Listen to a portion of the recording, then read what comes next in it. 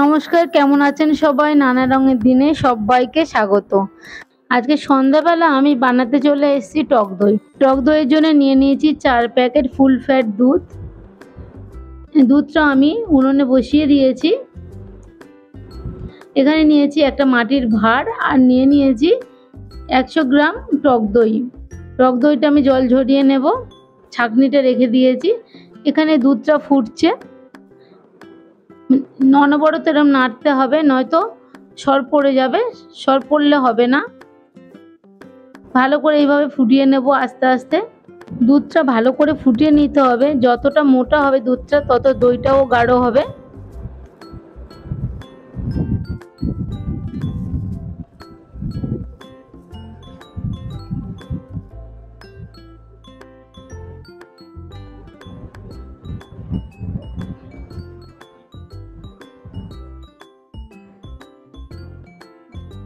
এখন দুধটা ফুটে গেছে ভালোভাবে। আমি গ্যাস বন্ধ করে দিলাম।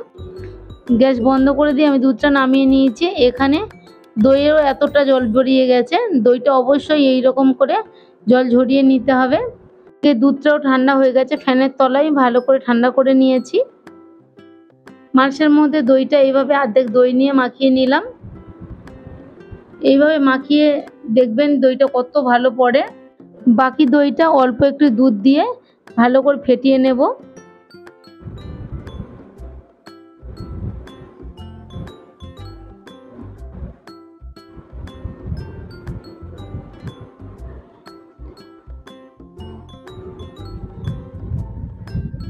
এভাবে হাতা দিয়ে ফেটিয়ে নিতে হবে।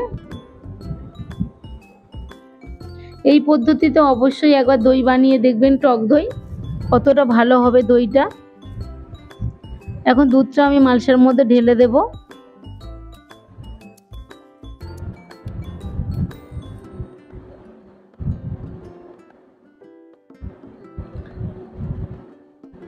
টক দই খাওয়া খুব উপকার, চুলের জন্যে, স্কিনের জন্য খুব ভালো। অবশ্যই বানাবেন আপনারা। এখন দুধ আর দই মিশিয়ে রেখেছি, ওটা দিয়ে দেব। উপর দিয়ে একটু নাড়িয়ে দেব। এখন ঢাকা দিয়ে আর একটা কম্বল কিছু ঢাকা দিয়ে দেবো। এরকম একটা কম্বল টাইপের নিয়ে নিয়েছি, যাতে না হাওয়াটা ঢোকে ভিতরে। এইভাবে অবশ্যই আপনারা দই বানিয়ে দেখবেন, ভালো হবে দইটা, একদম ঘন হবে। দইটা আমার পড়ে গেছে দেখুন। সকালবেলা উঠে আমি দইটা কেটে দেখাবো কত সুন্দর দইটা পড়েছে। এরকম এক মালসা দই পেতে রাখলে অনেক দিন আপনারা খেতে পারবেন। দইটা কেটে দেখাচ্ছি। আরও নতুন নতুন সহজ রেসিপি নিয়ে আসবো। সবাই পাশে থাকবেন, লাইক শেয়ার কমেন্ট করে অবশ্যই জানাবেন। সবাই ভালো থাকবেন।